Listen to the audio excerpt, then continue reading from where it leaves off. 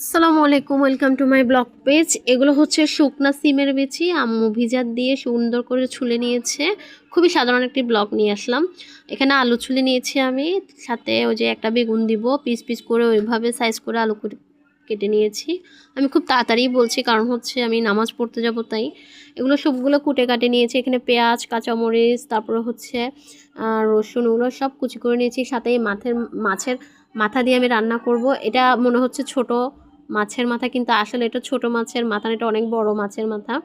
তো আমি এক এক করে সব উপকরণ নিয়ে চুলার মধ্যে তেল দিয়ে আমি উপকরণগুলো এক এক করে দিচ্ছি। এই পেঁয়াজ আর রসুন আর হচ্ছে মরিচটা যদি একটু বাদামি কালার হয়ে যায়, আমি সাথে সাথে একটু করে পানি দিয়ে দিব।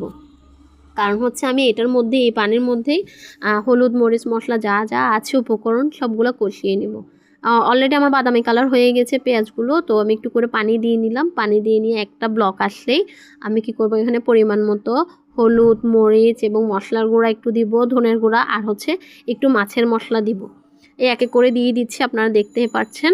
দিয়ে আমি কষাচ্ছি। কষানোর পরে আমি যে মাছের মাথা দেখেছেন, এটাকে আমি 3 পিস করব, যেহেতু মাছের মাথাটা বড়, যার কারণে আম্মু বলছে 3 পিস করার জন্য। তা আম্মু 3 পিস করতেছে। এই এই মশলার মধ্যে মাছের মাথাটা আমি কষিয়ে নিব। দেখুন অনেকটা আমার এখন কষানো হয়ে গেছে মশলাগুলো। একটা কথা কি জানেন, যত মশলা কষাবেন তত তরকারির স্বাদ হবে। তো আমি মাছগুলো এক এক করে দিয়ে দিব। আম্মু কেটে নিয়েছে, ধুয়েও নিয়েছে কেটে নেওয়ার পরে। এখন আমি মাছের মাথাগুলো দিয়ে সুন্দর করে এই মশলার মধ্যে, এই তেলের মধ্যে কষিয়ে সুন্দর করে একটা পাত্রে উঠাই নিব। দেখেন আমি অলরেডি দিয়ে দিয়েছি। 3 পিস হয়েছে, আপনারা বুঝতেছেন মাছের মাথাটা কত বড়। তো চিন্তা করছি যে আসলে এই এই ধরনের তরকারিগুলো আমাদের চট্টগ্রামে একটু বেশি খায়। অন্যান্য ডিস্ট্রিক্টে কী করে জানি না। তো আমি মাছের মাথাগুলো অলরেডি উঠিয়ে ফেলেছি, সাথে দিয়ে দিচ্ছি আলু। যেহেতু আলু একটু কষানোর জন্য বা একটু সিদ্ধ হতে সময় লাগে, যার কারণে আলুটা আমি কষিয়ে নিলাম সেম মশলার মধ্যে। এই যে একটু করে পানিও দিয়েছি আমি, আসলে দেখানো হয় নাই। তার ভিতরে আমি এই যে সিমের বিচিগুলো দিয়ে দিলাম, যেহেতু একটু করে সিদ্ধ হওয়ার ব্যাপার আছে। সিমের বিচিগুলো নিয়ে আমি আর একটু কষিয়ে নিব।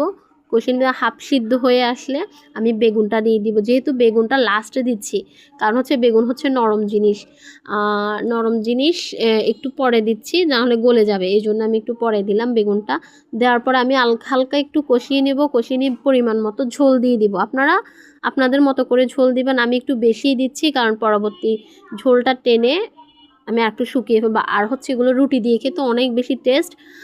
জানি না বিশ্বাস করবেন কি না জানি না, আমি খেয়েছি তো আমি বুঝতেছি, আসলে কোনো ইচ্ছাকৃত বলা না, যেটা রিয়েল সেটাই শেয়ার করছি। এই দেখুন অলরেডি ব্লগ চলে আসছে। আমি সকালে একটু রুটি দিয়ে খেয়েছি, আমার খুবই ভালো লেগেছে।